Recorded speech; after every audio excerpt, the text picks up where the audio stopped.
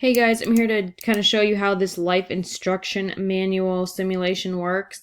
You guys are going to be doing this on Friday, and you're going to sign in with Google. I think that's what I had to do. I need to double check your computers, but you should be able to just log in with Google so that you're able to save it.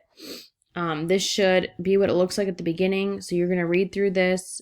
You have a short little video to watch, and you are going to then put your answers to these questions after each kind of little snippet down here. We're going to be working on this all through class, so if you do have questions, don't hesitate to log on and ask. So you'll type your answer, make sure you click save so it does save your work. So then you can move on to the next one. I know it says 9, okay, but we're going to take the whole period to do this, so it really should get done. Then you're going to have some vocabulary. It gives you the definition and also gives you a little video to kind of show you what those are as well. So you're going to write these in your notebook. So these are going to be the 6 words you're going to be responsible for. Then you have some questions down here too. Remember to click save. Then you're going to click to number 3. You're going to learn about what a genome is. You're going to watch the animation. Then there's some following questions just like before. Okay, so make sure to click save. So you're just going to be working your way through this. Like I said, if you have questions, make sure that you're asking. Then there's a match it. So you are going to be filling in the blanks. You're going to be dragging, and then you're going to submit, and it should check your answers.